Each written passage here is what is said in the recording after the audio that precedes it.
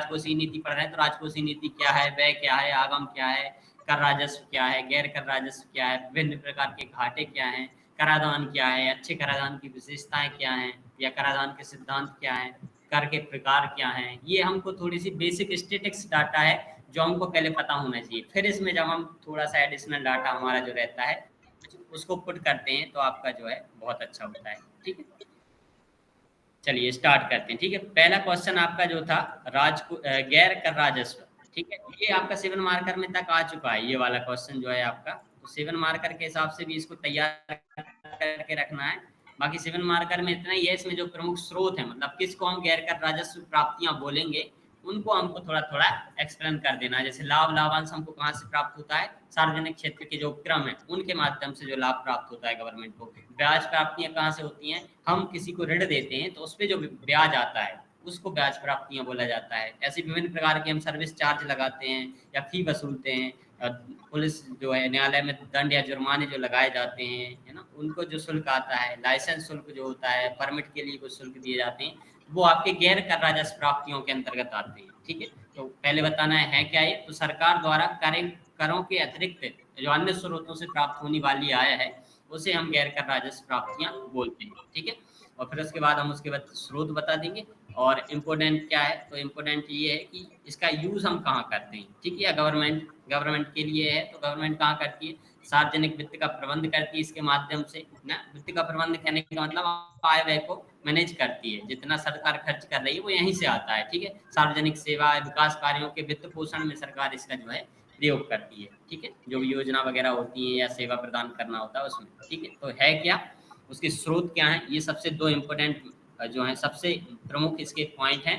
और उसके बाद थर्ड में आप नॉर्मल सा महत्व डाल सकते हैं, नहीं भी डालेंगे तो चल जाएगा, पर आपको प्रमुख स्रोत वगैरह इसके जो है जरूर बताना है। ठीक, फिर अगला सर क्वेश्चन था प्राथमिक। हाँ सर ये लाइसेंस में सर, वो मतलब लाइसेंस लेते हैं जिसके लिए कुछ पैसे देने पड़ते हैं, वही लाइसेंस है सर सारे जितने भी, हाँ जैसे हाँ, मेडिकल का बहुत लाइसेंस सारे है। प्रकार के लाइसेंस होते हैं। जैसे नॉर्मली तुम गाड़ी चलाने के लिए जो लाइसेंस लेते हो तो उसके लिए कुछ शुल्क भुगतान करना पड़ता है गवर्नमेंट के लिए। ऐसे ही जैसे कोई उद्योग आप चला रहे हैं, फैक्ट्री वगैरह लगा रहे हैं, तो उसके लिए भी कुछ परमिट या लाइसेंस वगैरह लेते हैं, तो उसके लिए भी कुछ शुल्क देना पड़ता है, वही चीजें हैं ये। ठीक है, ओके। ठीक है। उसके बाद आपका था प्राथमिक घाटा और बजट घाटा। ठीक है, तो है क्या, आपको दोनों बताना है। तो जनरली बजट घाटे का मतलब ये है कि सरकार को यदि जितनी प्राप्तियां हो रही उससे ज्यादा व्यय हो रहा है तो वो बजट के घाटे में है। बजटीय घाटा कहते हैं इसको, यदि उसकी कुल व्यय जो है अधिक है कुल प्राप्तियों की तुलना में तो उसे हम बोलेंगे बजट घाटा। ठीक है, ऐसे ही इसी पे एक थोड़ा सा अगला स्टेप हम ले लेते हैं। जब हम कुल व्यय करते हैं तो हम जो पहले ऋण लिए हुए हैं पिछले वर्ष में, पिछले वर्ष कहने का मतलब वित्त वर्ष को हम लेते हैं, जैसे अभी 24-25 या 25-26 चल रहा है तो पिछले 24-25 में हमने जो ऋण लिए होंगे उन पर कुछ ना कुछ हम ब्याज भुगतान कर रहे होंगे, वो व्यय भी जो है हमारा कुल व्यय में शामिल है। तो उस व्यय को यदि हम घटा दें बजट घाटे में से तो फिर हमको जो है प्राथमिक घाटा मिलता है, और ये जो ज्यादा अच्छा मापक माना जाता है बजट घाटे के रूप में। ठीक है, प्राथमिक घाटा। ठीक, तो इन दोनों में अंतर क्या है और है क्या, डेफिनेशन आपको लिखनी है, और सबसे अच्छा जो है इसका फॉर्मूला आपको लिख देना है कि बजट घाटा हुआ है जब सरकार का कुल व्यय उसकी राजस्व प्राप्तियों से अधिक हो। ठीक है, फार्मूला लिख देंगे, फिर ऐसे नीचे लिख देंगे जब बजट घाटे में से जो है हम पिछले ऋणों पर भुगतान, ब्याज भुगतान जो है उसको हटा देंगे तो हमको जो है प्राथमिक घाटा प्राप्त होता है। ठीक है, बाकी इसके फॉर्मूले से ही इसकी जो डेफिनेशन बनती है। ठीक, फिर अगला था आपका करापात और कराघात। ठीक है, इसको इंग्लिश में जो है समझने में थोड़ा सा आसान होता है, करापात और कराघात क्या है। ठीक है, करापात का मतलब होता है टैक्स इंसिडेंस, मतलब जिस पर इसका प्रभाव पड़ता है या कर का भार बर्डन किस पे पड़ता है उसे बोलते हैं हम जो है करापात। ठीक, और कराघात कहने का मतलब है जिस पर दायित्व है कि कर कौन टैक्स चेक चुकाना करेगा या चुकता करने के लिए कौन जिम्मेदार होगा, उसे हम बोलते हैं कराघात। ठीक है, तो करापात और कराघात में थोड़ा सा डिफरेंस है, दोनों शब्द हैं। ठीक है, दोनों को सर आपको इसके याद, कुछ एग्जाम्पल हो सकते हैं क्या? जैसे एग्जाम्पल में क्या बताएं कि जैसे देखिए आपका जो है डायरेक्ट टैक्स है उनमें तो दोनों एक ही होते हैं, पर इनडायरेक्ट टैक्स जो होता है आपका उसमें जीएसटी जैसे मान लीजिए उसका उपभोग पर लग रहा है कि किसी व्यक्ति पे लगा है और किसी ने उसको चुकाया है, तो जिसने चुकाया है उसने वास्तव बोझ उसका सहन किया है, इसलिए इसको बोलते हैं करापात। मतलब जिसने चुकाया है, अंतिम रूप से जिसने उसका भुगतान किया है वो करापात है। लेकिन वो देना किसको था? मैन्युफैक्चरर को देना था। मतलब उसकी दायित्व किसका था? बनाने वाले का था, तो उसे कराघात बोलते हैं। जो उसके भुगतान के लिए उत्तरदायी है वो कराघात होता है। और जिसने अंतिम रूप से उस टैक्स को भुगतान किया है, जैसे कि उपभोक्ता, जीएसटी जो है उपभोक्ता आधारित, मतलब गंतव्य आधारित, जहाँ पे उसका उपभोग होगा वहां पे उसका व्यय किया जाएगा, तो उसका करापात जो है इस प्रकार से डिसाइड किया जाएगा। समझ में आया लक्ष्मी? Yes sir. हाँ ठीक है, ना आए तो पूछ लेना, ठीक है। तो करापात का मतलब जो वास्तव में भुगतान कर रहा है अंतरूप से, और कराघात का मतलब जिस पे लगाया जा रहा है सरकार के द्वारा, ठीक है। मतलब वो उसके लिए उत्तरदायी है उस कर को जमा करने के लिए, पर हो सकता है वो जमा कर रहा हो या नहीं कर रहा हो। यदि कर रहा है तो कहने का मतलब कराघात करापात एक ही हो गए, तो उसको बोल देते हैं हम प्रत्यक्ष कर। और जब ये दोनों अलग अलग होते हैं, कराघात किसी पे हुआ और करापात किसी पे पड़ा, मतलब किसी पे लगाया गया और किसी और ने जो है उसका भुगतान किया, तो उसे हम बोल देते हैं अप्रत्यक्ष कर। इसी को बोलते हैं कराघात करावात, अलग अलग हो गए दोनों, ठीक है। फिर अगला था राजकोषीय अनुशासन, ठीक है। ये आपके में सीधा लिखा हुआ है। तो राजकोषीय अनुशासन का मतलब ये है कि सरकार जो अपने आय व्यय है उसका मैनेजमेंट करने, कहने का मतलब आय को बढ़ाने और व्यय को या घाटों को कम करने के लिए जो भी नीति अपनाती है उसे हम बोलते हैं राजकोषीय अनुशासन, ठीक है। इसमें क्या करेगी वो? आपकी जो बजट संतुलन है उसको बढ़ाएगी, मतलब घाटे को नियंत्रित करने की कोशिश करेगी। जो ऋण ले रही है वो सार्वजनिक रूप से या देश से या विदेश से जो भी ऋण ले रही है उसका प्रबंधन करेगी, या कम से कम ब्याज दरों पर ऋण लेगी, या कम से कम ऋण लेने की नीति अपनाएगी, ठीक है। फिर राजस्व सृजन की ओर बढ़ावा देगी, क्योंकि हमारी आय अधिक होगी तो व्यय वैसे ही हमारा जो है कम हो जाएगा, तो घाटा वैसे ही कम हो जाएगा, ठीक है। तो व्यय में भी हम सुधार करेंगे, मतलब जो अनुपयुक्त व्यय हैं या युक्तियुक्त व्यय नहीं है, कहने का मतलब जो अनुत्पादक व्यय हैं उनको कम करेगी, अनावश्यक खर्चों में कटौती करेगी, ठीक है। और उस पर जो है प्रभावी नियंत्रण वगैरह लागू करेगी। उस नीति को हम जो है राजकोषीय अनुशासन बोलते हैं। ये क्यों आवश्यक है?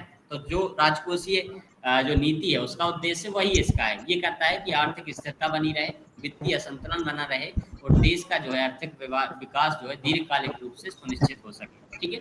तो सबसे पहले इसकी डेफिनेशन आपको देनी है कि राजकोषीय अनुशासन का तात्पर्य उन नीतियों और उपायों से है जिनके माध्यम से सरकार अपने राजस्व व्यय में संतुलन बनाती है, बजट घाटे को सीमित करती है, या सार्वजनिक ऋण का विवेकपूर्ण प्रबंधन करती है, ठीक है। उसके बाद आप उदाहरण लिख दीजिए, और ये डेफिनेशन में ही इसके तत्व आ गए हैं। मैंने अलग से बस बताया है आपको कि इसमें और क्या क्या आ सकता है। बाकी आपकी जो है ये दो जो पॉइंट हैं आपके मेन है, और इन्हीं में आपका जो है आंसर कंप्लीट हो जाएगा, ठीक है। सर अंकित सवाल पूछना चाह रहे हैं, और जो भी सवाल पूछना चाह रहे हैं वो बोलकर सवाल पूछे। सर को आपके कमेंट्स और हैंडरीज दिखाई नहीं दे रहे हैं। अंकित हाँ, इसे राजकोषीय समेकन भी तो बोलते हैं। हाँ हाँ बिल्कुल, राजकोषीय समेकन का मतलब ही वही होता है। समेकन का मतलब यही हो जाता है राजकोषीय जो नीतियां हैं उनको एकत्रित करके इस प्रकार से बनाना ताकि हमारा घाटा कम हो, है ना, व्यय कम हो, और राजस्व का जो सृजन है वो बढ़ सके। दोनों एक तरह से होते हैं, तो दोनों में ज्यादा कुछ अंतर है नहीं है। बस अनुशासन का मतलब ये है कि कुछ फिर ऐसी प्रकार की नीतियां अपनाना, या उसमें हमको अनुशासन बनाए रखना है ताकि हमारा घाटा ज्यादा ना हो, ठीक है। दोनों बिल्कुल एक जैसे हैं, जो राजकोषीय समेकन है और राजकोषीय अनुशासन है, दोनों वर्ड यूज किए जाते हैं। बजट आप ओपन करके देखेंगे तो उनमें दोनों बजट, ये दोनों शब्द आपको जो है मिलेंगे इसके लिए, ठीक है। राजकोषीय घाटे को कम करने के लिए दोनों का यूज किया जाता है, ठीक है अंकित। फिर अगला आपका जो है जिसको भी कुछ पूछना हो ना माइक से पूछना, क्योंकि मुझे वो स्क्रीन दिख नहीं रही। मैं क्या आज एक ही डिवाइस यूज कर रहा हूँ, पहले दो रहते तो वो दिखता रहता था मुझे, ठीक है। अगला क्वेश्चन था जेंडर बजट, ठीक है। ये क्या होता है? जब हम बजट में जो भी संसाधन है उनको लैंगिक आधार पे जो है उनका आवंटन करते हैं या उनका मूल्यांकन करते हैं लैंगिक आधार पे, कि महिलाओं के लिए कितना खर्च हुआ, पुरुषों के लिए कितना खर्च हुआ, या किसी अन्य लिंग के लिए जो है कितने प्रकार से इसका जो है खर्च किया गया है, तो उसे हम जो है जेंडर बजट कहते हैं, ठीक है। तो जेंडर बजट क्या है? तो लैंगिक आधार पे जो है बजटीय संसाधनों का आवंटन करना या उनकी वचनबद्धता को जो है दर्शाना, या उसके आधार पे जो है बजट का हम मूल्यांकन करना लैंगिक आधार पे, तो उसे हम बोलते हैं जेंडर बजट, ठीक है।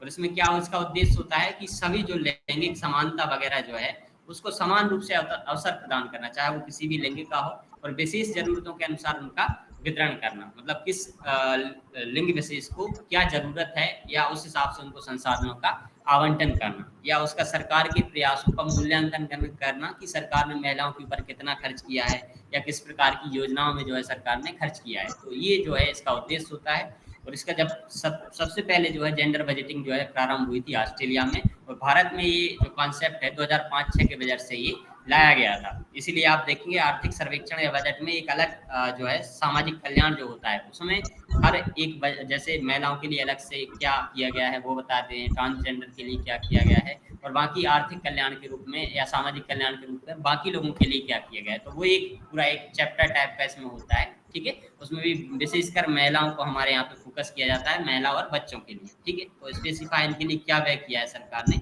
ये दर्शाता है, ठीक।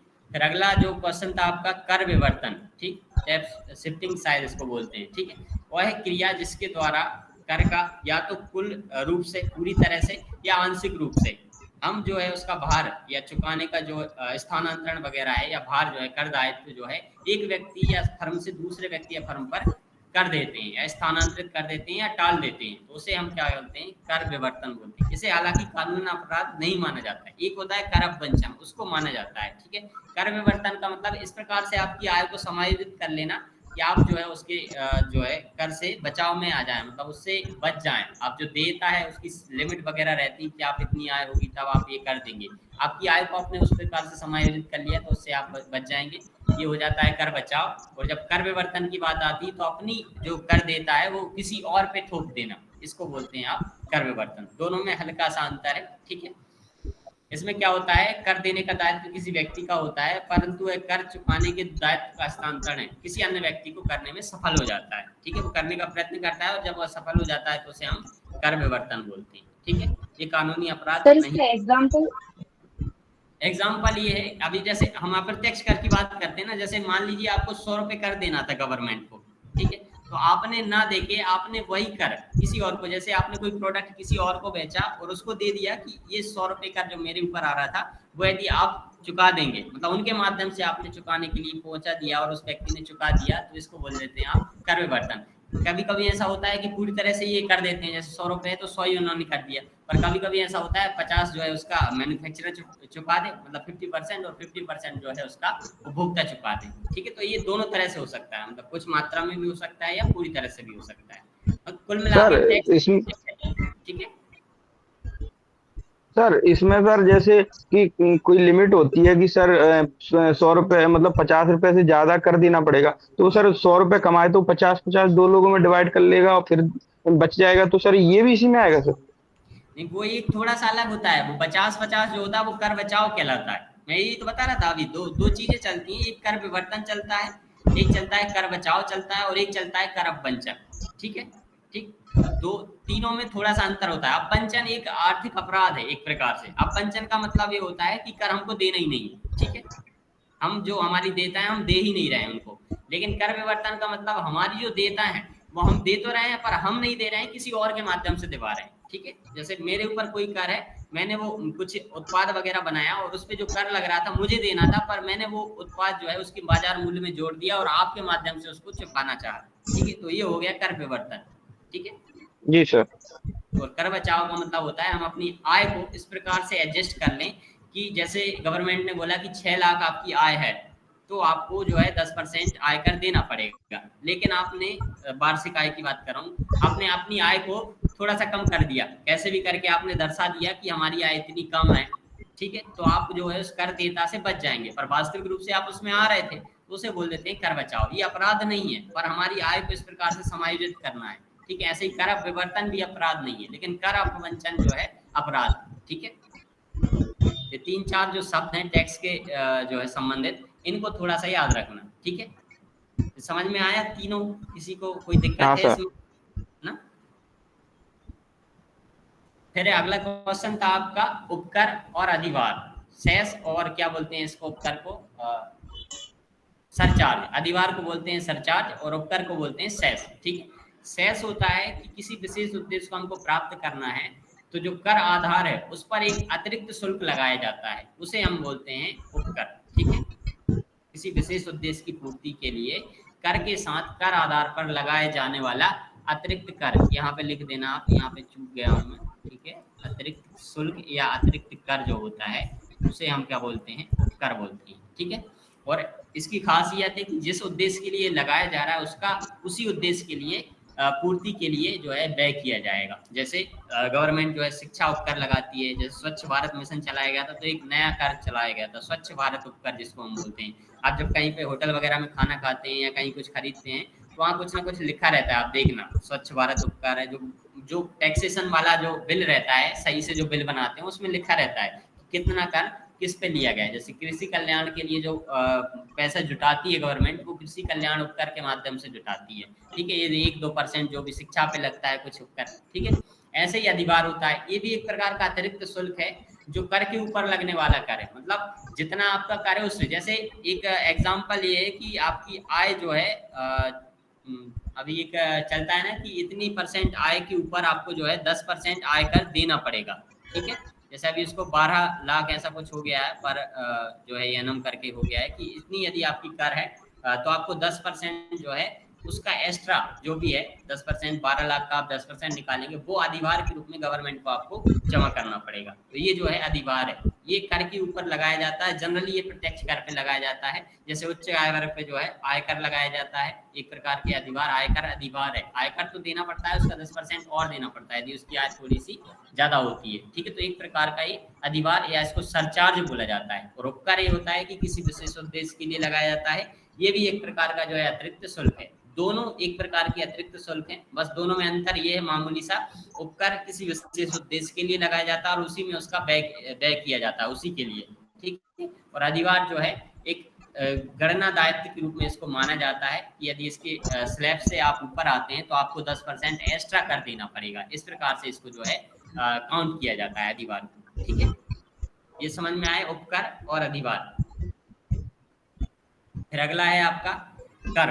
ठीक है, तो कर क्या है आपको ये बताना है, इसके प्रकार लिख सकते हैं और इम्पोर्टेंस लिख सकते हैं। तो नॉर्मली सबने लिखा होगा कर एक प्रकार का अनिवार्य भुगतान है। हाँ सर अधिभार, सर एक बार और बता दीजिए सर, क्लियर नहीं है। देखो, दोनों एक प्रकार के एडिशनल टैक्स हैं। ठीक है, या जो फीस वगैरह है, शुल्क वगैरह है गवर्नमेंट जो वसूलती है, लेकिन उपकर जो होता है वो किसी उस उद्देश्य के लिए ही लगाया जाता है और उसी उद्देश्य पर व्यय किया जाता है। ठीक है, लेकिन अधिभार एक जो है एक प्रकार की सीमा बना दी जाती है कि यदि 5 करोड़ से ऊपर मान लो कोई कमाता है, मतलब एग्जाम्पल के लिए बता रहा हूँ कि यदि कोई 5 करोड़ से ऊपर कोई कमाता है तो उसको 10% एक्स्ट्रा देना पड़ेगा। मतलब जितना दे रहा था आयकर वो तो देना पड़ेगा, पर 10% और अतिरिक्त देना पड़ेगा।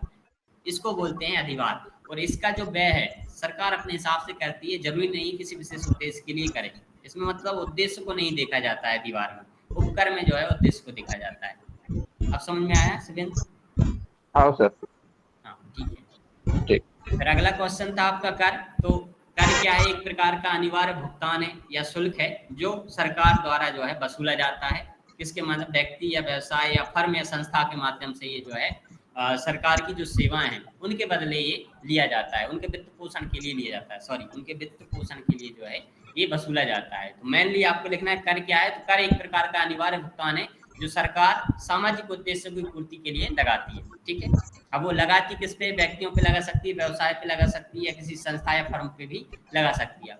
फिर दूसरा पॉइंट आएगा कि कितने प्रकार के होते हैं। तो 2 प्रकार का। आप नॉर्मली नाम बस लिख देंगे तो भी चल जाएगा, बाकी एक आधे एग्जाम्पल किसी में लिख सकते हैं तो और अच्छा है। जैसे प्रत्यक्ष कर का एग्जाम्पल आपका आयकर सबसे अच्छा है। ठीक है, फिर आप प्रत्यक्ष कर में अभी देखें वस्तु एवं सेवा कर जीएसटी जो है आपका, इसका अच्छा एग्जाम्पल है। तो आप ये एग्जाम्पल प्रकार बस लिख देंगे तो भी चलेगा। फिर इसके बाद इम्पोर्टेंस क्या है? तो सरकारी आय का ये या राजस्व प्राप्तियां जो है उसका सबसे महत्वपूर्ण स्रोत जो है कर है। ठीक है सर, कर और शुल्क में डिफरेंस बता दीजिए। कर और शुल्क, शुल्क दोनों लगभग सेम ही है, दोनों का कोई ना कोई उद्देश्य होता है। गवर्नमेंट जो है दोनों को एक ही चीज है कि सार्वजनिक या आर्थिक कल्याण के लिए जो भी योजनाएं चलाती है उनके वित्त पोषण के लिए लगाती है। जनरली दोनों मुझे तो सेम लगते हैं, बाकी और कोई ऐसा टेक्निकल हो तो मुझे नहीं पता, पर किसी चीज को शुल्क बोल देते हैं। कर का मतलब ये ऐसा मान लेते हैं कि एक प्रकार से ये सरकार को आपको देना ही है। शुल्क का मतलब ये होता है किसी सेवा के बदले में देना। ठीक है, कर मतलब इसमें कोई ऐसा नहीं है कि आप सरकार कर का कोई मतलब सरकार की कोई सेवा लेंगे तभी आपको देना पड़ेगा। नॉर्मली आपको आय पे भी देना पड़ता है, आपकी इनकम प्राप्त हो रही है, आप कोई सेवा थोड़ी ना ले रहे हैं, आप तो काम कर रहे हैं उसके बदले आपको इनकम प्राप्त हो रही है, तो उस पर आपको कर लग रहा है। लेकिन शुल्क वगैरह जो है, जैसे आपने स्टाम्प खरीदा तो स्टाम्प शुल्क आपका लगता है। तो गवर्नमेंट की जो स्टाम्प सर्विस है उसके तहत आपने कोई लाभ लिया, स्टाम्प प्राप्त किया, तो उस पे जो लगता है उसको शुल्क बोलते हैं। बाकी इनमें दोनों में ज्यादा कुछ डिफरेंस मुझे समझ में नहीं आता, बस इतना ही आता है कि कर जो है जरूरी नहीं है कि किसी सेवा से जुड़ा हो, पर शुल्क या फी वगैरह जो होते हैं वो किसी ना किसी सेवा प्राप्त करने से जुड़े होते हैं। ठीक है, सर कर को वैधानिक मान्यता भी तो होती है। हाँ ये भी है, बिल्कुल सही है। कर जो है संवैधानिक प्रावधानों के अतिरिक्त अंतर्गत ही लगाया जाता है, क्योंकि इसके लिए प्रावधान भी किए गए हैं। हाँ बिल्कुल, ये बिल्कुल सही बात है। और शुल्क के लिए ऐसा कोई प्रावधान दिखता नहीं है। बाकी दोनों में ज्यादा कुछ डिफरेंस है नहीं। ठीक है, और यदि कुछ होगा तो मैं देखता हूँ कर और शुल्क में क्या अंतर है, यदि होगा तो मैं बता दूंगा। ठीक है, यस सर। फिर अगला क्वेश्चन था कि कर अपवंचन, जिसको अभी मैंने बताया था इसके पहले भी, ये एक प्रकार का अपराध है, यह गैर कानूनी क्रिया है। किसी करदाता द्वारा जो वैधानिक रूप से उसकी कर देता है उसका भुगतान ना करना, उसको हम कर अपवंचन कह देते हैं। टैक्स अवॉइडेंस इसको बोला जाता है इंग्लिश में। कुछ ये वर्ड जो है ना हिंदी में थोड़ा सा कंफ्यूज करते हैं, पर इंग्लिश इनकी बिल्कुल सरल रहती है। वैसे तो ये कर अपवंचन तो सही है, पर ऊपर के जो हमने दो पढ़े, कर विवर्तन, कर बचाओ, इनमें थोड़ा सा कंफ्यूजन होता है। तो जब आप इनकी इंग्लिश भी रखेंगे यार तो शायद ज्यादा अच्छे से समझ जाएंगे। ठीक है, तो टैक्स अवॉइडेंस मतलब टैक्स ये कर अपवंचन का मतलब होता है कि करदाता पर जो वैधानिक रूप से कर देता है उसको वो ना चुकाए या भुगतान ना करे, तो उसे हम कर अपवंचन कहते हैं। और एक प्रकार की गैर कानूनी क्रिया या अपराध है, इसको अपराध माना जाता है, आर्थिक अपराध का एक प्रकार है। ठीक है, इसमें क्या होता है, व्यक्ति या कंपनी की जो देनदारी है उससे वो बच जाते हैं। ठीक है, अब वो कैसे भी बचते हो, उसमें जनरली ये जो है थोड़ा सा नेगेटिव देखा जाता है, नेगेटिव तरीके या नकारात्मक जो विधियां हैं उनका प्रयोग करते हैं इसके लिए। ठीक है, और जब ये समायोजित आय को समायोजित कर लेते हैं तो वो कर बचाव हो जाता है, मतलब इसी से जुड़ा हुआ है कर बचाव आपका। तो ये दो थोड़े से अंतर है दोनों में। इसमें जो है ऐसे प्रकार की अपनी जो देयता है वो उस पर आ रही है कि वो उस देयता में आता है वैधानिक रूप से जो कर के लिए कि इतना कर आपको देना पड़ेगा यदि इतनी आपकी इनकम है। ठीक है, तो वो उससे बच जाए तो उसे कर अपवंचन बोलते हैं। लेकिन अपनी आय को वो कम करके दिखा दे, मतलब वैधानिक रूप से कम करके दिखाए, जो विधिक रूप है कि मतलब मेरा इतना इस पे व्यय हो गया इसलिए मेरी आय जो है इतना कम हो गई है, तो उसे कर बचाव बोलते हैं। जनरली ये कर बचाव ज्यादा चलता है, जो आपके जो क्या बोलते हैं वो खाते वगैरह मैनेज करते हैं ना वो लोग, क्या बोलते हैं उनका वर्ड मुझे यूज नहीं आ रहा, वो लोग इसी का प्रयोग करते हैं कर सीए। बचाव।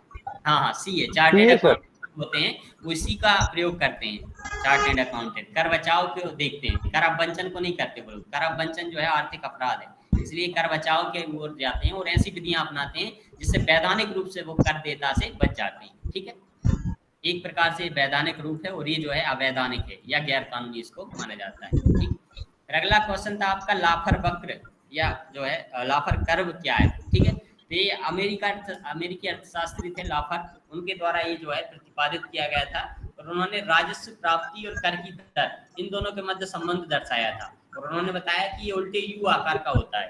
कहने का मतलब ये है कि यदि आप कर की दर बढ़ाएंगे तो एक उच्चतम लेवल पे जो है आपको अधिकतम कर प्राप्त होगा, मतलब एक निश्चित दर पे जो है आपको अधिकतम कर प्राप्त होगा। लेकिन आप उस निश्चित दर या स्तर से जो है अधिक कर बढ़ाएंगे या उसकी दर को बढ़ाएंगे तो फिर जो है आपका कर कम होता जाएगा। ठीक है, तो कर की इष्टतम दर पर उच्चतम राजस्व की प्राप्ति होगी। यदि उससे भी ज्यादा आप कर लगाएंगे तो आपकी जो है राजस्व प्राप्ति घट जाएगी। इससे ऐसा समझ सकते हैं कि जैसे जीएसटी का स्लैब यदि 1% है तो लगभग सभी लोग दे देंगे, उसको कोई दिक्कत नहीं है। लेकिन जिस दिन जीएसटी का जो स्लैब है 28 या 30% होता है तो उससे लोग बचने का प्रयास करते हैं। तो बचने के प्रयास में जो है गवर्नमेंट के पास देंगे तो, पर कुछ लोग देंगे तो उससे जो है राजस्व है, जो टोटल राजस्व वो कम प्राप्त होगा। लेकिन 1% जो है बहुत सारे लोग दे देंगे या सभी लोग दे देंगे, तो इससे जो है कर अपवंचन या कर बचाव जो है कम होगा। ठीक है, यदि इसकी दर कम होगी तो ये बोलते हैं कि कर की एक इष्टतम दर होनी चाहिए जिसपे हमें उच्चतम राजस्व प्राप्त होता है, लेकिन उससे यदि हम अधिक बढ़ाएंगे तो हमारा राजस्व घट जाएगा, ये कहते हैं। ठीक है, फिर अगला क्वेश्चन था आपका 7 मार्कर में लोक व्यय से क्या आशय है, इसके बेहतर और प्रभावी प्रबंधन के लिए क्या उपाय कर सकते हैं। ठीक है, तो सबसे पहले हमको बताना है लोक व्यय क्या है और इसके प्रकार क्या है। ठीक है, नॉर्मली क्या आशय पूछा है तो 7 मार्कर में आप इतना बता सकते हैं और लोक व्यय के प्रकार में आप सिर्फ एग्जाम्पल मतलब आप नाम लिख सकते हैं। ठीक है, तो पूरा डिटेल देने की जरूरत नहीं है, पर यदि दे सकते हैं 7 मार्कर के हिसाब से आप मैनेज कर पा रहे हैं तो दे दीजिए, क्योंकि 2 क्वेश्चन इसमें है। लोक व्यय से क्या आशा है, इसके बेहतर और प्रभावी प्रबंधन के लिए उपाय आपको लिखना है। तो उपाय आप आधे पेज में कर सकते हैं, मतलब जो 7 मार्कर के लिए जितना भी मिलेगा तो उसका आधा आप लोक व्यय के लिए कर सकते हैं। तो लोक व्यय जो है एक प्रकार से राजकोषीय नीति का घटक है जिसमें सरकार जो जनता के कल्याण या समाज के कल्याण के लिए कुछ व्यय करती है तो उसे हम जो है लोक व्यय कहते हैं, या सामाजिक कल्याण या आर्थिक कल्याण के लिए या विकास के लिए जो व्यय किए जाते हैं सरकार के द्वारा, उन्हें हम लोक व्यय कहते हैं। ठीक है, नॉर्मल सी डेफिनेशन है। ठीक, फिर लोक व्यय के प्रकार क्या होते हैं, तो हम अभी देखते हैं, जब बजट में हम पढ़ते हैं तो व्यय और आय दोनों प्रकार के होते हैं, राजस्व व्यय, पूंजीगत व्यय, राजस्व प्राप्तियां और पूंजीगत प्राप्तियां। तो राजस्व व्यय का मतलब है जो सीधा जो खर्च किए जाते हैं सरकारी सेवाओं पे, लेकिन जो पूंजीगत व्यय होते हैं वो किसी परिसंपत्ति के निर्माण के लिए या अवसंरचना विकास, जैसे कोई सड़क बना दी उसके लिए जो व्यय किया सरकार ने, तो वो पूंजीगत व्यय होगा। लेकिन राजस्व व्यय का मतलब जैसे कोई सब्सिडी योजना चला रही है सरकार, जैसे लाडली बहना आपकी चल रही है, तो ये राजस्व व्यय है। और हमारा जो बजट घाटा है वो अधिक इसीलिए होता है कि हम राजस्व व्यय को थोड़ा सा ज्यादा प्रेफर करते हैं, मतलब सरकारें राजस्व व्यय ज्यादा करती है, वेतन भत्ते इससे जाते हैं, सब्सिडी कल्याणकारी योजनाएं जितनी भी चलती हैं वो इससे होती हैं, हम जो ब्याज जो ऋण लेते हैं उस पर जो ब्याज देते हैं वो भी इसी के अंतर्गत जो है आता है। तो सरकारी सेवाओं के लिए जो हम व्यय करते हैं उसे हम राजस्व व्यय कहते हैं। और जो हम आर्थिक सामाजिक कल्याण के लिए बुनियादी ढांचा निर्माण या उनकी परिसंपत्तियों के निर्माण के लिए करते हैं, जिससे फिर आगे जो है राजस्व जनरेट होगा, तो उसे हम जो है पूंजीगत व्यय बोलते हैं। जैसे पुल बनवा दिया, सड़क बनवा दी, स्वास्थ्य शिक्षा अवसंरचना वगैरह बनवा दी, तो ये जो है ये आपके पूंजीगत व्यय में होगा, और योजना वगैरह जो है आपका राजस्व व्यय होगा। ठीक है, अब इसकी प्रबंधन हम कैसे कर सकते हैं, तो कुल मिला के आपको सरकार का घाटा कम से कम हो और आय अधिक से अधिक हो, तो उसके लिए क्या आप जो है सुझाव दे सकते हैं, ये पूछा गया है यहाँ पे। जैसे कि हम जो व्यय कर रहे हैं उसकी प्राथमिकता निर्धारित करें और उसके लिए एक टारगेट सेट करें कि हमको कितना व्यय इस पे करना है। वित्तीय अनुशासन हम अपनाएं, कहने का मतलब ऐसी नीतियां अपनाएं जो अनुशासन हो, मतलब निश्चित हो कि इतना व्यय हम इस क्षेत्र को करना है या इतने से ज्यादा हमको इसमें नहीं करना है, किस क्षेत्र में जो है हमको फिजूल खर्ची बंद करनी है या टारगेटेड सब्सिडी वगैरह अपनानी है, तो उसको हम वित्तीय अनुशासन या राजकोषीय अनुशासन भी इसको हम बोल सकते हैं। ठीक है, फिर प्रभावी निगरानी होना चाहिए और मूल्यांकन होना चाहिए, क्योंकि सरकारी व्यय जो होता है वो कहीं भी कभी भी हो जाता है, तो उस पर एक यदि प्रभावी निगरानी प्रणाली होगी, मूल्यांकन होगा या उसका ऑडिट होगा, तो सरकार पे जो है एक दबाव बना रहेगा कि जो भी खर्च कर रही है उसकी जो है उसकी जवाबदारी है कि वो बताए कि किस लिए कर रही है। तो ये भी जो है इसको कम कर सकता है लोक व्यय को। ठीक है, या इसको प्रबंधित करने में मदद कर सकता है। फिर हम आईसीटी का उपयोग कर सकते हैं, तो ये जो है लागत को कम करते हैं। जैसे हम पहले जो डाक व्यवस्था चलती थी उससे उसके माध्यम से क्या है घर पे डाक भेजा जाता था, उसमें ज्यादा खर्च आता था। अब आजकल ईमेल चल गया है, आपको सीधा सा जो है ईमेल भेज देंगे, उससे लागत वगैरह जो है कम हो गई प्रौद्योगिकी के उपयोग से। फिर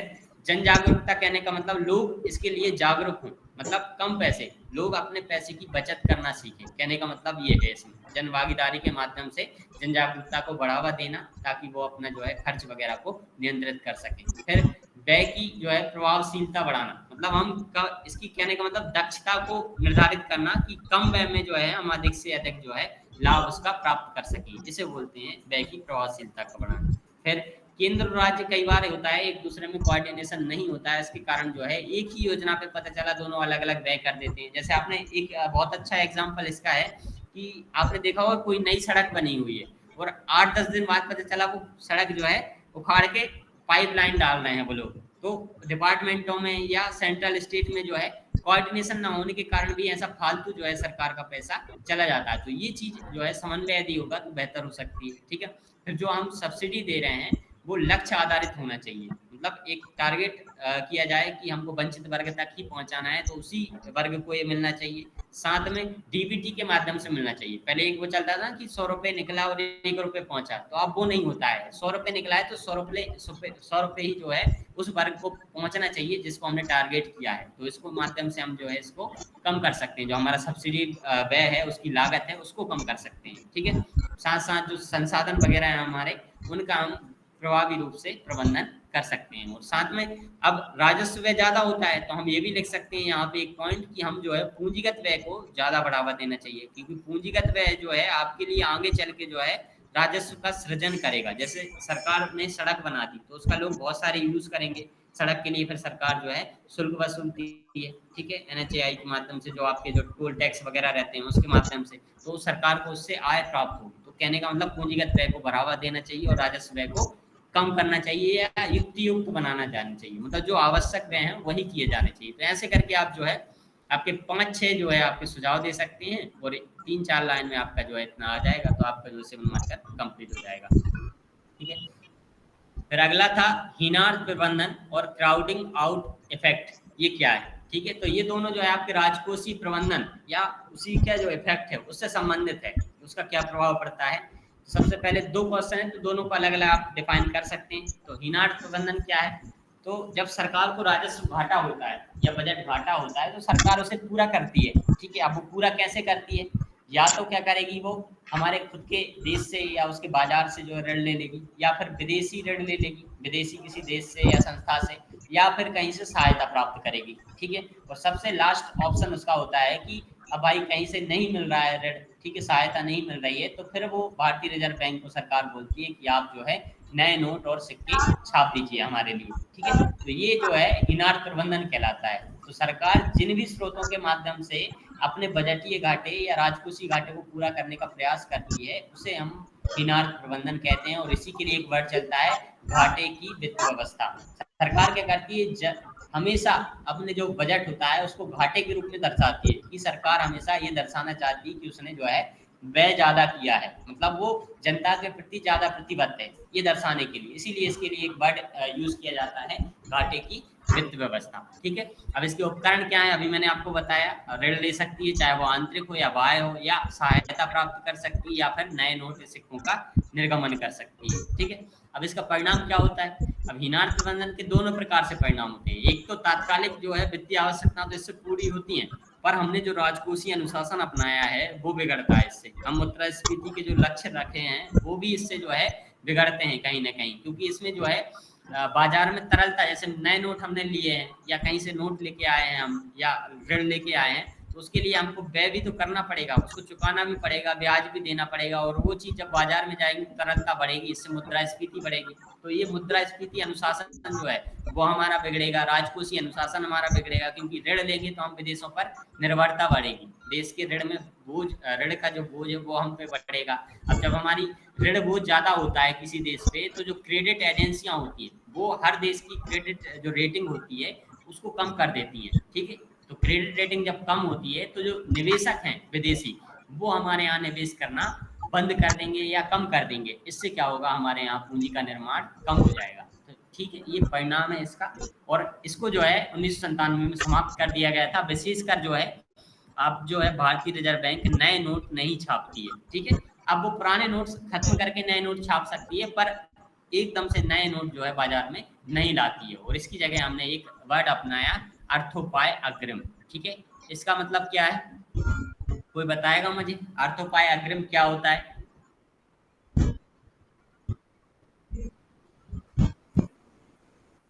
कोई है बताने वाला?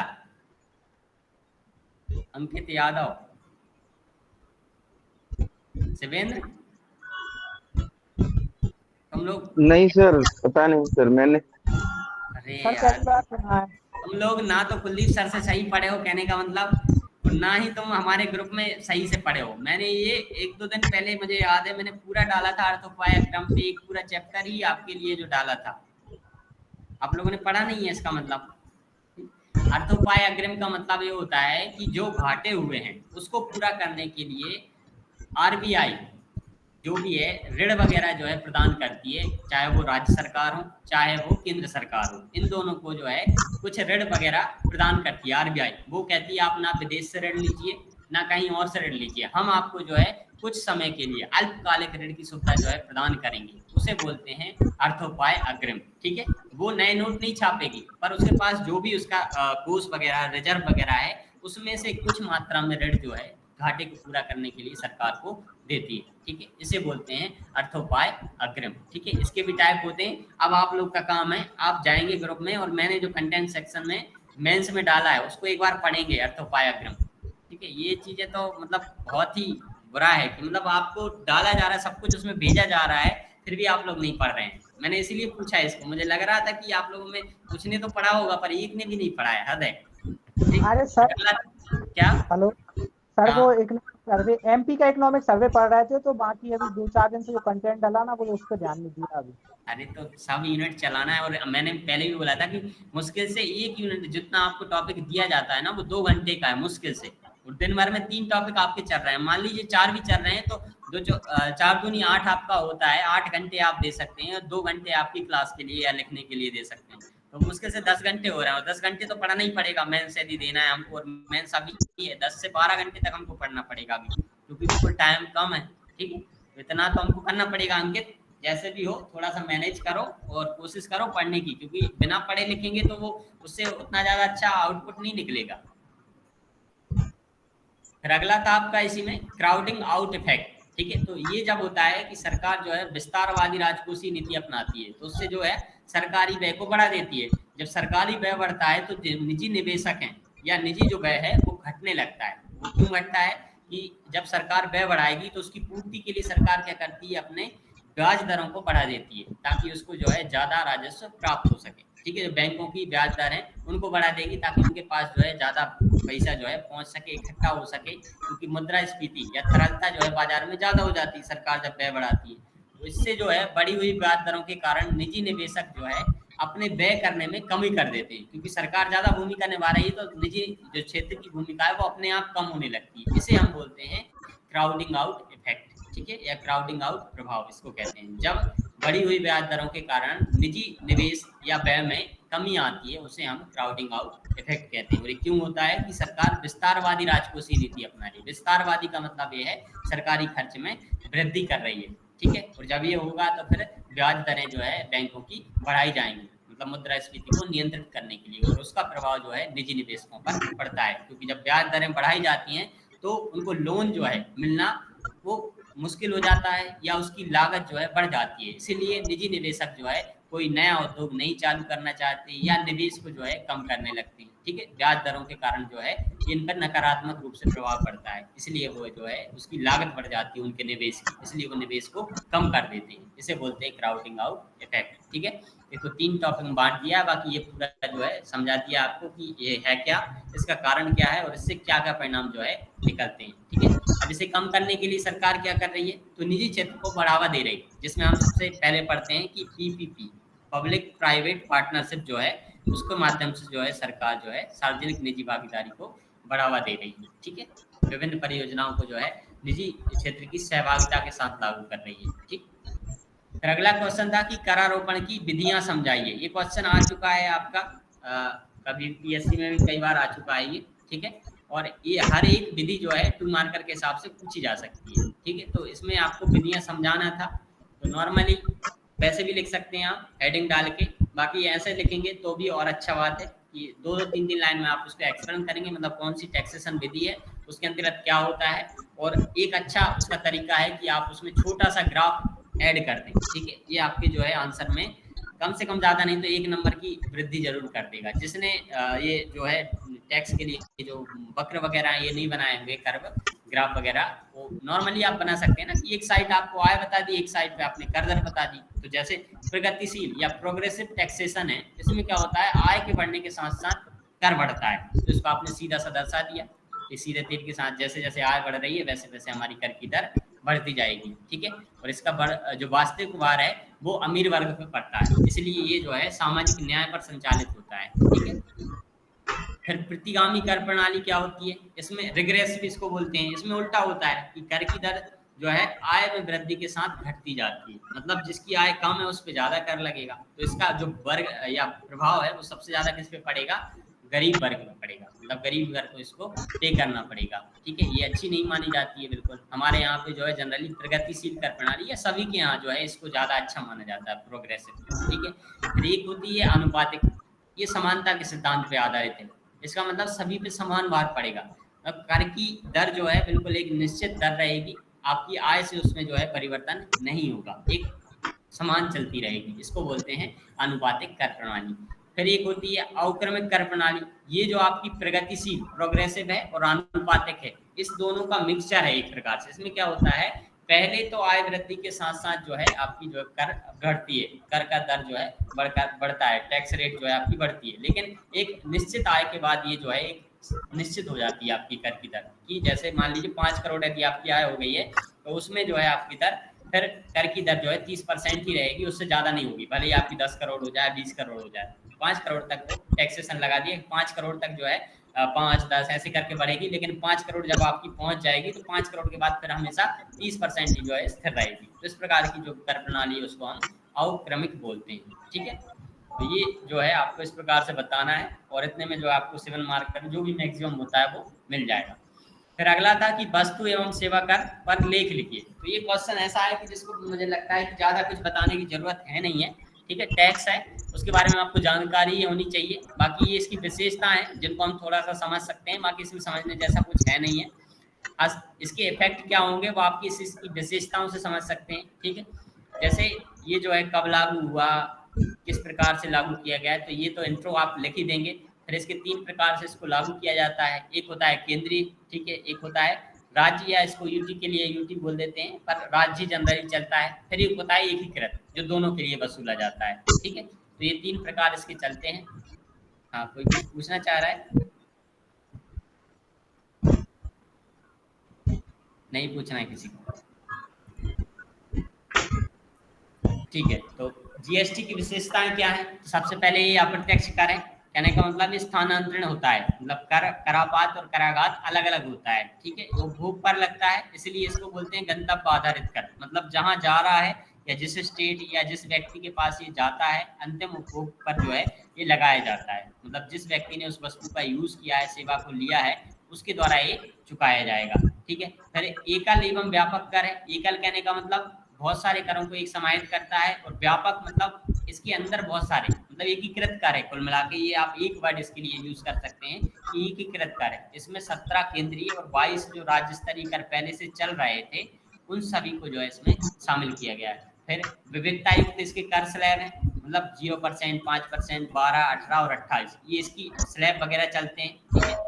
फिर एक राष्ट्र एक कर, इसका स्लोगन ही था ये, ठीक है। तो इसके माध्यम से ही एक बाजार का निर्माण भी करता है। तो एक राष्ट्र एक कर मतलब पूरे देश में ये कहीं भी एक प्रकार से लगाया जाएगा, ठीक है। फिर भुगतान में आसान, इसके लिए एक जीएसटी नेटवर्क बनाया गया है जो ऑनलाइन इसके भुगतान को आसान बनाता है, भुगतान प्रणाली को जो है आसान बनाता है, ये जो रिटर्न वगैरह भरते हैं उसको आसान बनाता है। तो इसकी जो भुगतान में आसानी है। फिर इसमें थ्रेशोल्ड सीमा भी रहती है, और भी इसकी विशेषताएं हैं, पर मूलतः ये है। और बाकी एक मेघा ने कुछ शेयर किया था, वो भी बहुत अच्छा था, उसको मैंने नहीं देखा था बनाने के पहले ही, पर उसमें से भी आप कुछ इसमें जो है ऐड कर सकते हैं, वो भी बहुत अच्छा मुझे लगा था।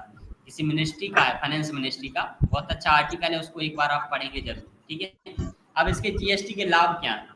एक तो अर्थव्यवस्था को क्या लाभ होगा, उपभोक्ताओं को क्या लाभ होगा, सरकार को क्या लाभ होगा, और व्यापार उद्योगों को क्या लाभ होगा। तो इस प्रकार से आप कैटेगराइज भी कर सकते हैं और नॉर्मली भी लिख सकते हैं, और कैटेगराइज करेंगे तो थोड़ा ज़्यादा अच्छा जो है इसका प्रेजेंटेशन होगा, ठीक है। थोड़ा बहुत नंबर आपके जो है बढ़ जाएंगे। जैसे संपूर्ण अर्थव्यवस्था को क्या होगा, तो एकीकृत राष्ट्रीय बाजार होगा, क्योंकि एक ही प्रकार की दर है, कर दरों में समानता होगी, ठीक है, एकरूपता होगी। फिर इससे क्या होगा, निर्यात आसान होगा, निर्यात को बढ़ावा मिलेगा। जो बहुत सारे टैक्स उस पर लगते थे वो नहीं लगेंगे, केवल एक टैक्स लगेगा। इससे जो है जो निर्यातक है उनको जो है टैक्स वगैरह देने में आसानी होगी। इससे क्या होगा, भारतीय उत्पाद प्रतिस्पर्धी बन सकेंगे, जो वैश्विक बाजार हैं उनमें वो कॉम्पिटिटिव या प्रतिस्पर्धा कर सकेंगे, ठीक है। फिर एक चलता था कि पहले एक स्टेट में कर लगा, पता चला उसी वस्तु के दूसरी स्टेट में जाकर फिर से कर लग गया, ठीक है। तो ये समस्या इससे खत्म हो जाएगी। इसके लिए ई बिल वगैरह जो है बनाए जाते हैं, ई वे बिल करके इसको बोलते हैं, जिसमें पूरा टैक्सेशन आपने कहाँ कितना दिया है उसका वर्णन रहता है, ठीक है। एक प्रकार का एक बिल रहता है जिसमें बताया जाता है कि कहाँ पे आपने कितना टैक्स जीएसटी जो है भुगतान किया है। तो इससे जो है कर पर कर की समस्या, जिसे हम कैस्केडिंग इफेक्ट बोलते थे, ये नहीं रहेगी। मतलब आपको कहीं एक जगह जो है कर देना पड़ेगा, ठीक है। फिर आर्थिक विकास में इससे वृद्धि मिलेगी या वृद्धि को बढ़ावा मिलेगा, साथ साथ कर अनुपालन राजस्व में वृद्धि होगी। इसको चाहे तो ये जो पॉइंट है आपका, यहाँ पे आप लिख सकते हैं कि कर अनुपालन जो है इसमें बढ़ेगा और राजस्व में वृद्धि होगी, तो केंद्र राज्य सरकार को इससे ये लाभ होगा। अब व्यापार और उद्योग को क्या होगा, कर जब एक रूप होंगे तो इससे आसानी होगी। निर्यातक वाला जो पॉइंट है वो यहाँ भी आप डाल सकते हैं कि निर्यात को जो है निर्यातकों को लाभ होगा। फिर भुगतान जो है सुविधाजनक होगा और उत्पादन लागत में कमी आएगी, क्योंकि टैक्स पे टैक्स जब लगते हैं तो उत्पादन लागत बढ़ जाती है, क्योंकि लागत में हम टैक्स को शामिल करते हैं। लेकिन जब कर एक हो जाएगा तो जो कर पे कर की समस्या वो खत्म होगी। इससे क्या होगा, जो उत्पादन लागत है उसमें कमी आएगी, ठीक है। फिर अगला था कि राज्य या केंद्र सरकार को इससे क्या लाभ होता है, कर आधार बढ़ जाएगा, क्योंकि इसमें एक ही कर रहेगा तो बहुत सारी चीजों पे ये जो लगेगा, और साथ में इसमें विभिन्न प्रकार के स्लैब भी हैं। कर आधार बढ़ने से जो है कर राजस्व भी बढ़ेगा, ठीक है। और स्लैब अलग अलग है, कम स्लैब भी है, तो इससे क्या होगा, कर अनुपालन लागत में कमी आएगी, साथ में कर अनुपालन भी बढ़ेगा, ठीक है। मतलब ये लागत प्रिय है, इसीलिए इसको मितव्ययी बोल सकते हैं आप। ठीक, फिर जीएसटीएन सर नेटवर्क है। ये हाँ, सर ये कर अनुपालन बता दीजिए सर एक बार।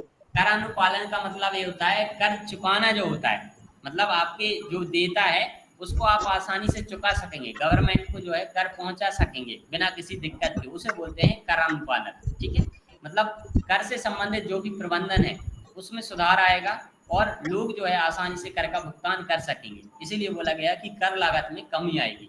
अब जीएसटीएन आ गया तो इससे क्या होगा, ऑनलाइन रूप से कर जो है भुगतान किया जा सकता है। पहले क्या होता था, उसके लिए ऑफिस होते थे, वहां जाके हमको जो है फाइल फिल करनी पड़ती थी, रिटर्न फाइल करना पड़ता था।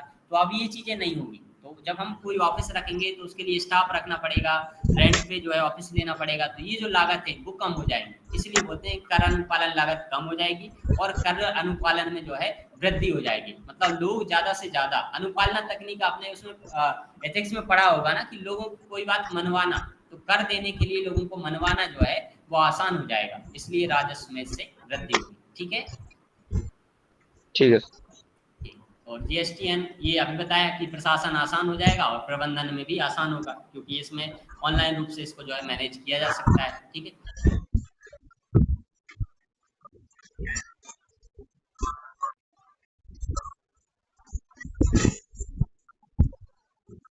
होंगी तो जो महंगाई है वो कंट्रोल होगी इससे। ठीक है, फिर उत्पादकों पर जो कर का भार है वो भी कम होगा। ठीक है, क्या होता है, कर भार जब बहुत सारे कर लगते हैं तो कर का भार बढ़ता है, औसत कर भार, लेकिन इसमें एक ही कर लग रहा है और एक ही बार लगेगा, तो इससे जो है कर का भार जो है कम होगा और जो करेगा उसके आधार पे लगेगा और उत्पादक को उसका हिस्सा जो है गवर्नमेंट की तरफ से प्राप्त हो जाएगा। ठीक है, तो इसलिए ये जो है कर का भार जो है इसमें कम होगा। फिर सभी स्थानों पर कर की दर समान होगी, इससे क्या होगा, आप कीमतों में भी समानता होगी, आप कहीं से भी कोई भी वस्तु खरीद सकते हैं, चाहे आप एमपी से खरीदें चाहे यूपी से खरीदें, आप पे जो उस पर कर लगना है वो लगभग सेम ही रहेगा। ठीक है, इसमें जो है कोई भी चेंजेस नहीं आने वाला है, इससे लोगों को जो है कहीं से भी वस्तु खरीदने में आसानी होगी। ठीक है, तो ये आपका जो है जीएसटी को लेके था, इतना सारा था, उतना ही मैक्सिमम आपका जो है आ सकता है। फिर अगला था राजकोषीय घाटा क्या है, भारत में इसके अधिक होने के लिए कौन से कारक उत्तरदायी। ठीक है, तो भारत सरकार ने इसके कम करने के लिए कौन से कदम, 3 क्वेश्चन आपके इसमें लिंक है, इसके अधिक होने के लिए क्या कारण है, इसे कम करने के लिए हमने भारत सरकार ने मतलब कौन से कदम उठाए। ठीक है, तो संक्षेप में लिखिए, कहने का मतलब वो खुद बता रहे हैं कि आपको छोटा करके लिखना है और चीजों को बैलेंस करके लिख देना है। ठीक है, अब इसमें राजकोषीय घाटा थोड़ा सा छोटा आप कर सकते हैं, क्योंकि उसमें ज्यादा बताने को है नहीं, राजकोषीय घाटा क्या है आप यही बता सकते हैं उसमें। ठीक है, तो सरकार जब अपनी राजस्व प्राप्तियों से अधिक व्यय करती है तो इस व्यय अधिक को हम राजकोषीय घाटा कहते हैं, लेकिन इसमें जो है उधार देताओं को शामिल नहीं किया जाता है। कहने का मतलब हमने जो पिछले ऋण लिए हैं या जिसको हमको चुकाना है वो भी एक प्रकार का व्यय है, पर उस व्यय को हम इसमें शामिल नहीं करेंगे। इसमें एक वित्तीय वर्ष की बात होती है और पिछले वित्तीय वर्ष में जो हमने ऋण लिए हैं उनको छोड़कर इसमें जो है गणना की जाती है कि उन कर देवताओं को, क्योंकि राजकोषीय घाटा ही ये दर्शाता है कि हमको अपना कार्य संचालन, गवर्नमेंट को अपना कार्य संचालन करने के लिए कितने और राजस्व की आवश्यकता है, क्योंकि उसने व्यय अधिक किया है, उसकी प्राप्तियां कम थी, तो उस जो अंतर है उसी को हम बोलते हैं राजकोषीय घाटा। ठीक है, और उसमें उधार को हम शामिल नहीं करते हैं, इसलिए हमने जो उधार लिए हैं उनको इसमें जो है नहीं जोड़ा जाता है, क्योंकि वो भी हमने पिछले राजकोषीय घाटे को कम करने के लिए लिए होंगे। ठीक है, तो अभी जो राजकोषीय घाटा आ रहा है उसको कम करने के लिए हमने क्या लिया है वो ये दर्शाता है राजकोषीय घाटा। तो सरकार की जो देयता है कुल मिला के ये दर्शाता है राजकोषीय घाटा, या सरकार को अपने घाटे को कम करने के लिए कितने अधिक राजस्व की आवश्यकता है या आय की आवश्यकता है उसको ये दर्शाता है राजकोषीय घाटा। ठीक है, तो राजकोषीय घाटा क्या होता है, कुल व्यय में से राजस्व प्राप्तियां घटाई जाती है, पर कुल व्यय जो हमने किया है उसमें कुछ उधार जो लिए थे उन पे भी हम कुछ दे रहे होंगे, भुगतान कर रहे होंगे, उस भुगतान को इसमें जो है घटा दिया जाता है। ठीक है, या जो हमने उधार लिए थे वो हमारी प्राप्तियां थी। ठीक है, उस टाइम पे जब हमने किसी जैसे विश्व बैंक से हमने ऋण लिया है वो हमारी प्राप्तियों में काउंट होगा। ठीक है, तो उस काउंट को हम जो है इससे छोड़ देते हैं। ये समझ में आया है राजकोषीय घाटा क्या है। फिर यदि ये समझ में आ जाता है तो आपको ये समझ में आ जाएगा कि इसके कौन से कारक हैं जो इसको अधिक कर रहे हैं हमारे यहाँ पे। ठीक है, तो सबसे पहले अभी जो हमने पहले पढ़े थे ना कि प्राप्तियों की तुलना में व्यय अधिक, इसकी डेफिनेशन से ही निकलता है। और व्यय अधिक हमारा क्यों हो रहा है, साथ साथ में हमारे पास कर वंचन, चोरी, कालाबाजारी, ये जो चीजें हैं इनसे क्या हो रहा है, हमारा राजस्व संग्रह जो है कम हो रहा है। सुनाई नहीं दिया। ये इसका राजकोष एक घाटे point है। की सर, क्या? राजकोष घाटे की परिभाषा थोड़ी नहीं। अधूरी लग रही है इसमें। वो तू है तो ईयरफोन लगा ले मतलब या मैंने फिर दृष्टि से पढ़ा था इसमें कि राजकोषीय घाटा कुल खर्चों, राजस्व प्लस पूंजीगत तो का सुनाई दे तेरी कुल आवाज आ रही प्राप्तियों, राजस्व प्लस पूंजीगत पर आधिक्य होता है, जबकि कुल पूंजीगत प्राप्तियों में बाजार से ईयरफोन उधार लगा ऋण ले, विक्रेताओं को ईयरफोन संबोधित लगा किया जाता है। मतलब इसमें पूंजीगत प्राप्तियां तो जोड़ी नहीं है आपने। तुम्हारा मुझे समझ नहीं आया क्या तुमने क्या चल रही बोला, है बहुत उसको लंबा बोला है। सर इसमें पूंजीगत प्राप्तियां नहीं जोड़ी है आपने, पूंजीगत प्राप्तियां जोड़ना नहीं है और जोड़ी उनमें जाती, जोड़ी जाती हैं। तो ये तो प्राप्तियां इसमें पूरी जोड़ी जाती, कुल राजस्व प्राप्ति लिखा है ना। अच्छा, अरे सॉरी, हाँ ये इसमें जो राजस्व है ये गड़बड़ लिखा गया है, सॉरी, हाँ बिल्कुल सही कह रहे हो, राजस्व गड़बड़ लिखा गया है, राजस्व नहीं कुल प्राप्तियां इसमें जोड़ी जाती है, ये सही है, हाँ। ठीक है।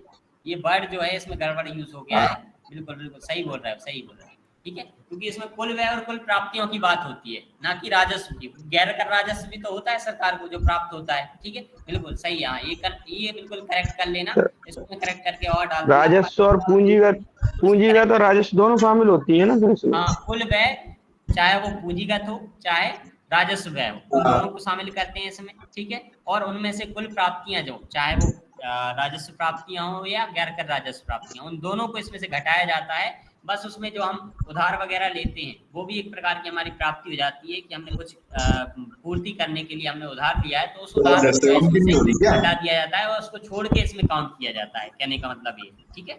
ये बिल्कुल इसको करेक्ट कर लेना, हाँ सही है, इसमें वर्ड जो है यूज हो गया था गलत, क्योंकि यहाँ तो सही लिखा है व्यय कर रही है, सीधा सही, यहाँ लिख दिया है कुल राजस्व प्राप्तियां, ठीक है। तो राजस्व नहीं, वो पूरा कुल प्राप्तियों की बात होती है, ठीक है। थैंक यू अंकित, सही है, ठीक।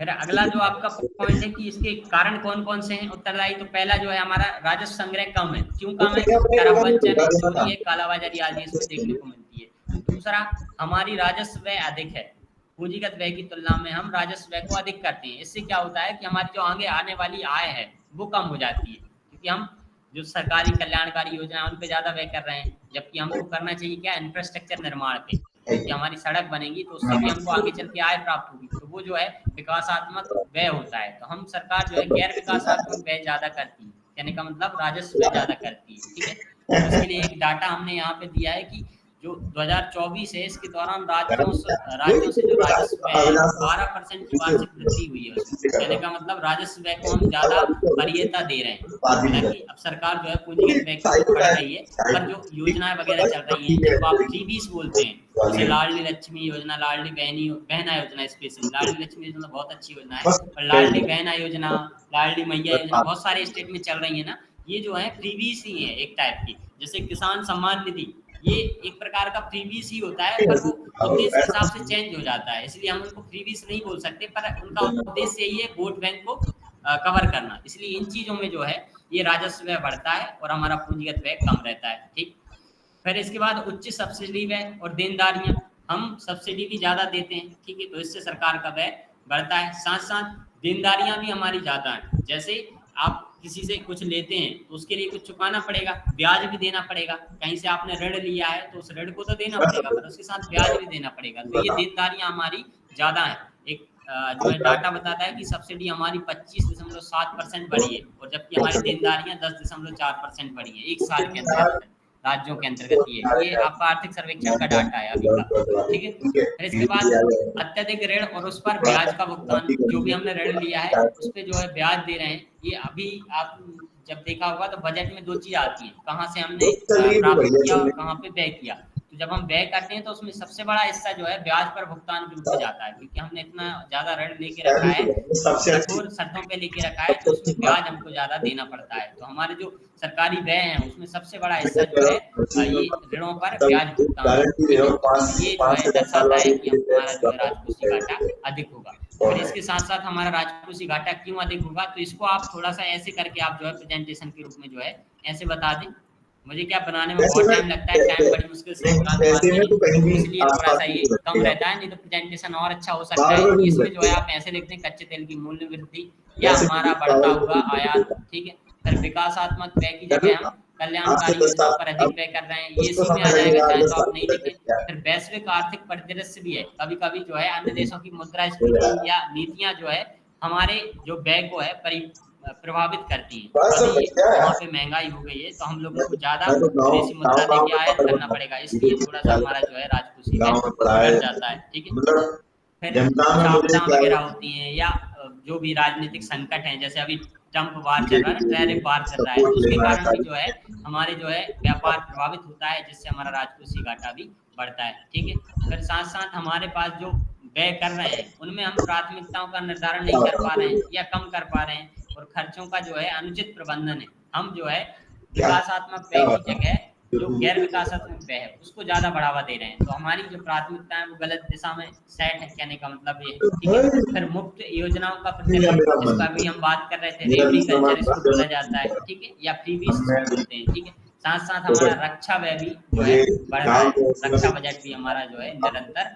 बढ़ता जा रहा है, तो ये भी जो है इसके घाटे के कारण है, राजकोषीय घाटे के कारण। ठीक है, और यही कारण जो है सेम कारण लगभग आपको देखेंगे भुगतान असंतुलन। ठीक है, जब हम भुगतान असंतुलन विदेशी व्यापार से संबंधित पढ़ेंगे तो उसमें भी यही चीजें देखेंगे।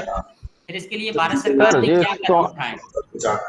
सोने का आयात सर कैसे राजकोषीय घाटे को बढ़ाएगा? ये जो है हम जब आयात करते हैं तो हमारा कोई भी आयात, ये दोनों आयात इसीलिए लिखे हैं कि हमारे जो आयात है उनमें सबसे ज्यादा योगदान इन्हीं दोनों का है। हम सोने का ज्यादा आयात करते हैं क्योंकि हमारे यहाँ आभूषण बहुत ज्यादा प्रिय है। ठीक है, साथ साथ कच्चा तेल हम पूरी तरह से विदेशों पर निर्भर हैं इसके लिए। ये दो मुख्य आयात में सबसे ज्यादा इम्पोर्टेंट है, ये दोनों सबसे ज्यादा हम आयात करते हैं और इसके लिए हमको सबसे ज्यादा पैसा खर्च करना पड़ता है, इसीलिए हमारा व्यय जो है अधिक होता है। कहने का मतलब ये। ठीक है, अभी घुमाने ले जाना है, उनकी कट्टी भी साफ अभी मैंने आज ही शायद कल ही कटिंग डाली थी एक न्यूज़पेपर की, बताया गया है कि भारत किन वस्तुओं का आयात ज्यादा करता है और किन वस्तुओं का निर्यात ज्यादा करता है। इसको देख लेना एक बार, उनमें सबसे ज्यादा जो है कच्चे तेल और सोना, ये दो हमारे लिए सबसे ज्यादा घाटा कारक है। हम इनका ज्यादा आयात करते हैं और इनका मूल्य भी ज्यादा होता है, इसलिए हमारा जो है भुगतान असंतुलन भी होता है और उसी से फिर हमारा राजकोषीय घाटा भी उत्पन्न होता है।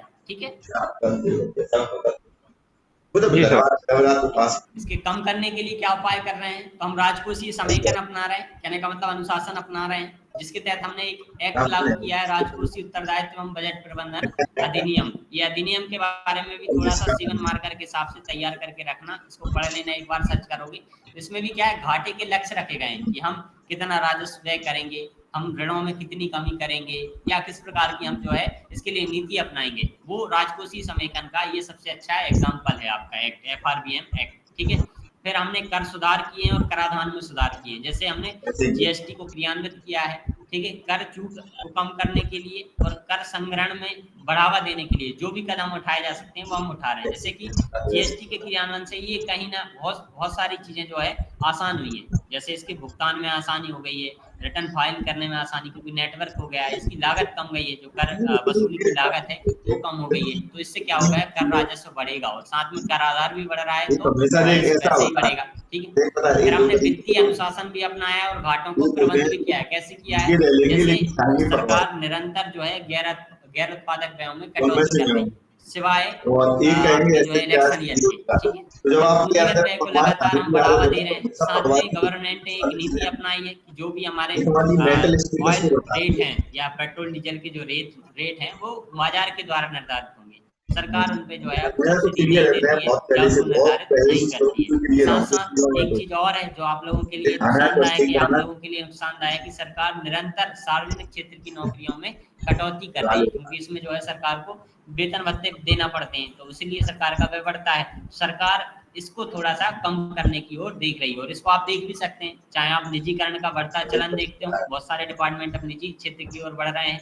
ठीक है, और सरकारी नौकरियां आप देखते हैं कितनी कम आती हैं, जैसे PSC में देखें, MPPSC में देखें तो 100-110 नौकरी आ रही है, इतने बड़े स्टेट में 100-110 आती है। ठीक है, तो ये आप समझ सकते हैं सार्वजनिक क्षेत्र की नौकरियों में कटौती कर रही है सरकार। साथ में हम जो ऋण ले रहे हैं, ठीक है, तो हम न्यूनतम ऋण ले रहे हैं, साथ साथ ऐसे ऋण ले रहे हैं जिनकी शर्तें आसान हो या अवधि दीर्घकालिक हो, मतलब हमको कम आसान शर्तों पे जो ऋण लेना है उसको सरकार बढ़ावा दे रही है और कम से कम ऋण लेना पड़े, ऐसी नीति अपना रही है सरकार। ठीक है, साथ साथ हमने क्या किया है, सब्सिडी का जो है युक्तिकरण किया है या लक्षित सब्सिडी को हमने अपनाया है। जिसके तहत हम जो है डीबीटी का एग्जाम्पल आप दे सकते हैं कि प्रत्यक्ष लाभ हस्तांतरण को हमने बढ़ावा दिया है। ठीक है, फिर सरकारी निवेश और ऋण प्रबंधन में हम सुधार के लिए क्या कर रहे हैं, घाटे में जो आपके सार्वजनिक क्षेत्र के उपकरण है या उपक्रम है, पब्लिक सेक्टर यूनिट्स जो हैं, उनका हम विनिवेश कर रहे हैं। और विनिवेश का मतलब होता है सरकार अपनी हिस्सेदारी घटा रही है, मतलब 51% के आसपास वो अपनी हिस्सेदारी बनाए रखे है, पर 49% तक बेच सकती है, उसको बोलते हैं विनिवेश।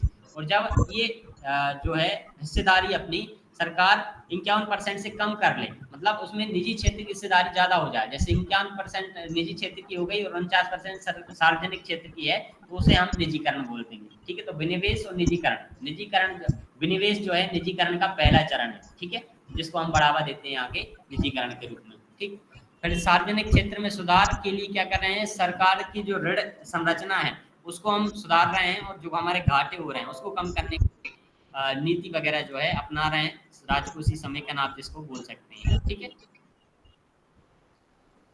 फिर इसके बाद और भी बहुत सारे प्रयास हुए होंगे, जैसे आउटकम बजट का हम कर रहे हैं कि पिछला जो परिणाम है उसको जीरो करके हम गणना करते हैं, तो उसे हम शून्य आधारित बजट बोल दिया है।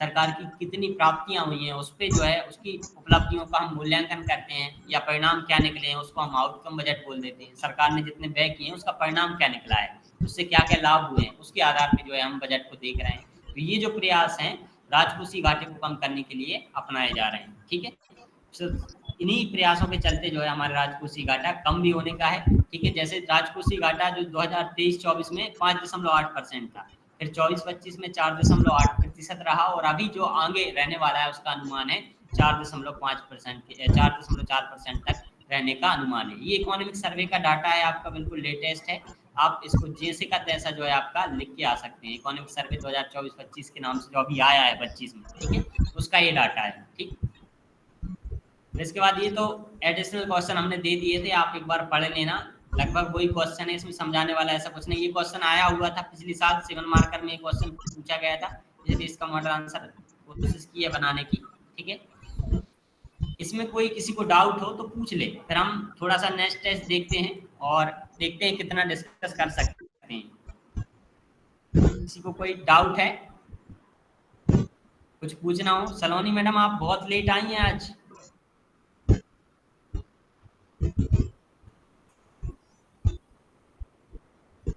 किसी को कोई डाउट ही नहीं है? चलिए तो फिर आगे क्या करते हैं, आप लोग पढ़ नहीं रहे हो कि डाउट आ नहीं रहे? आप उसका जैसे तो साथ में पूछ लेते हैं ना सर, क्या साथ में पूछ लिए थे ना सर, इसलिए। नहीं, और किसी को कुछ डाउट हो उस टॉपिक से रिलेटेड तो पूछ सकता है, ऐसा कोई दिक्कत सर नहीं है। जैसे कि पिछले साल मैं बात करवा दूं, ऑफिस नीति आई थी, मेरी बात करवा दे। ऑफिस नीति आई थी पिछले साल। ऑफिस ऑफसेट नहीं, मुझे समझ नहीं आ रहा तुम कौन सी नीति की बात कर रहे हो? ऑफिस नीति, ऑफिस लिख के भेजना, क्या बोल रहे हो मुझे समझ नहीं आ रहा। सर्वमौद्रिक नीति के हॉकेस और डॉवेस रुख। हॉकेस, अच्छा हाँ, ये इसलिए आया था। सुनो अंकित, मैं बोलता हूँ ना कि आप पेपर जो है अपडेट होने वाला है, मतलब अपडेट होने लगा है धीरे धीरे। एमपीपीएससी भी वो करंट से जोड़ के कर रहा है। क्या हुआ था उस टाइम पे, हमने लगातार 2-3 तिमाही या 2-3 जो हमारी मौद्रिक नीति की समीक्षा थी, उनमें हमने अपने रेट जो है, ब्याज दरें जो हैं, उनको अच्छी रखा था।